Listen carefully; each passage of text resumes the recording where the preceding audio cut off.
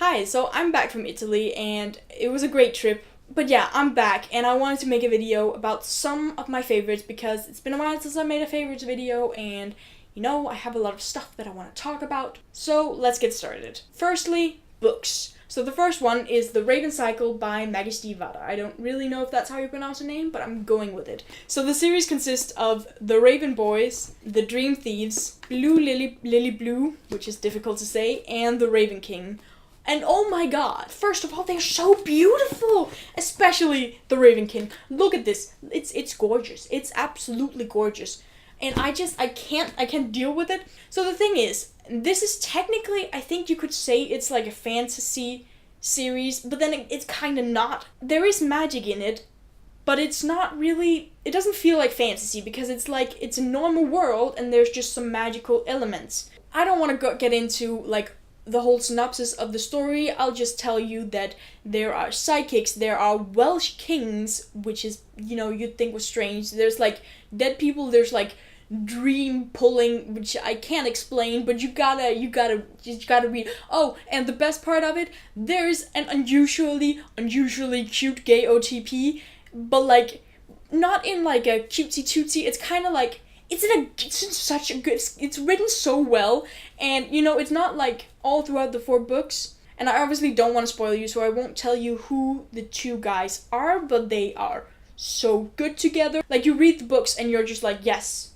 they're perfect for each other, and you wouldn't expect it. Now, I got it spoiled.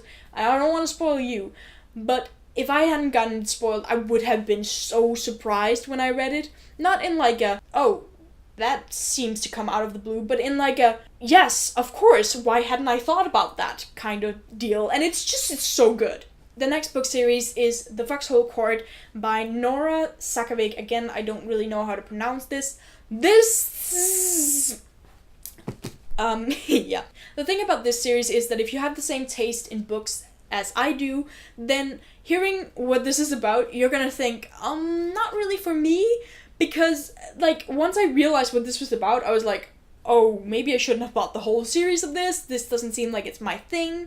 And then I started reading more of it, and I got so sucked into it. So, to explain shortly what it's about a sport and the mafia. And the thing is, it's not the sport thing is a slight, small background thing. No, you get so many games. In each book, there are so many games, and they're described, but it's so well.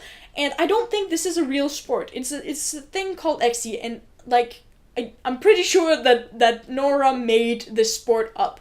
But I wish it was real, because if this sport was real, I would go to so many games because it sounded so exciting. It was so good. I have never been so into a sport since Quidditch. I wanted to see these games, and I want to play Exi, and it's oh my god, it's perfect, okay? But the thing is, and then, there's this whole thing about the mafia, and I think it was the mafia, actually, I'm not really sure. It was there's a lot of violence, and a lot of, just a lot of killing, and a lot of blood, and there are so many other, really serious topics, self-harm, there's rape, there's a seriously messed up father, there's so many psychological issues with all of these characters. And again, there's also a gay OTP, because I kind of, pick my books from what Tumblr tells me that there are good gay OTPs in it. So, I was just okay, there's a gay OTP in this thing, I don't need to read what it's about. And then I bought all 3 of them, and I realized that it was about sport and the mafia, and I was just oh shit, this is not for me. But then it turns out, this is for me, and it was so good, and I want to read more. The next thing I've been obsessing over is the TV show Scream. It's in its 2nd season right now, and it's based off the Scream movies. It has the same meta horror movie kind of thing that the Scream movies had, where the characters kind of know they're in a horror movie, so they try to they know all the horror movie rules, and they kind of try to follow them.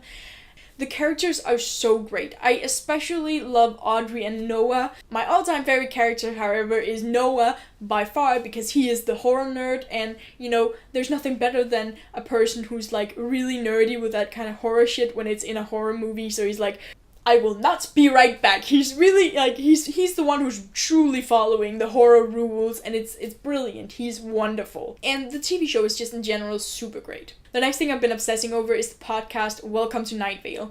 I'd be surprised if you hadn't heard of Welcome to Night Vale, because it has been around for a couple of years, but if you haven't, I'm gonna explain it. It's basically like a radio show from this town, Night Vale. Night Vale is a weird place, and I think that's saying it nicely.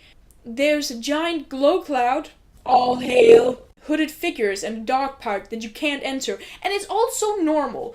So the radio host is Cecil Palmer, voiced by Cecil Baldwin. The way that he describes it isn't like, oh my god, there's all this crazy stuff that's going on in our town. It's just like, the city council asked me to again remind you that you cannot enter the dog park. It's completely like it's normal, and that is what I love about it. Another thing I love about it is the fact that in the first episode, there is a team of scientists that arrive to Night Vale, and one of them is Carlos the scientist, who has really great hair, according to Cecil. And you know, in the first freaking episode, Cecil just goes, I fell in love instantly. And oh my god. Have you noticed that the 4 things I've mentioned so far all has a queer OTP in it? Is a problem. So the next thing I've been obsessing over cannot be a surprise to anyone. Unless you have been living under a rock, you have definitely heard of Pokemon Go. So, this game has gotten teenagers to go outside, and parents and adults in general to just go, what on earth is that? Why can't young people just go outside without their phones? Why do they always need to go and look down on their phones? Like, Jesus Christ, before it was go outside, then we go outside with our phones, and suddenly that's a problem as well. Make up your mind, people. Point is, this game is unusually good, and it actually gets you to move. It actually helps that you have to go around and catch these damn Pokemons. For the last 5 days, I've been outside every single day despite the fact that I'm home, and usually when it's summer vacation and I don't have to do anything, I will stay inside, so this is really helping me. I'm actually going outside. And I'm not that good at it. I'm only in level 6, and I have not picked my team yet before anyone asks, because I've been avoiding it because it's too big of a decision. Tell me in the comments which team you are, though. Admittedly, I have not been like a Pokemon fan my whole life, and I'm not going to try to pretend I am. This is the first time I'm actually even playing some sort of Pokemon. I know it was like trading cards. I know there was like Game Boy games. I know there was a series. I kind of watched the show sometimes, but not all the time. I was more of a Digimon person, which, you know, is embarrassing to say, and Pokemon's fans are going to come for me. The last thing I'm going to talk about is more serious, and I don't really know if I should call it like a favorite, but I do feel like it's important to talk about. And that is mental illnesses. Obviously, it's not like, oh my god, what is my favorite mental illness this month? Because that would be awful. More, it is people opening up about mental illnesses. In the last week, I've seen 2 very, very important videos about mental health from some people I'm subscribed to, and it's a very important subject that is very personal to me, and I think it's important that people speak out about it. So right now, I can't really talk about my own experiences with this, because I'm kind of in the middle of it, and it just, for me, it's difficult.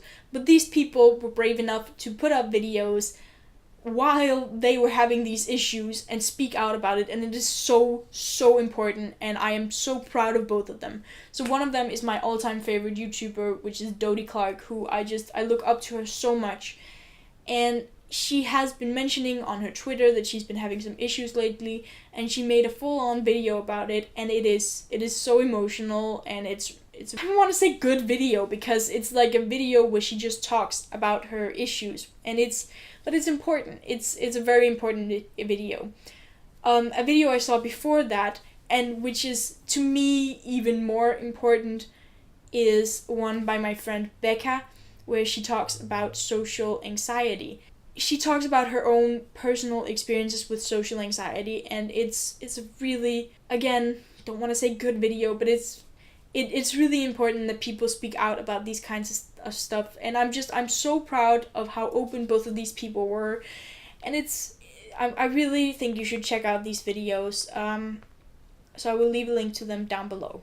And I wish I had a higher note to end this on. If you like this video, click the like button. Subscribe if you want to see more from me. You can click right over there. You can click right there for my last good video, which I believe was the Roast Yourself Challenge. I'm not sure. And I will see you soon with another video. Bye! There's a Pokemon here, 2 seconds. Shit. So I'm not really good at this. Oh.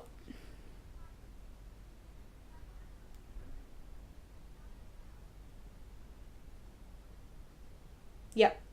Got you.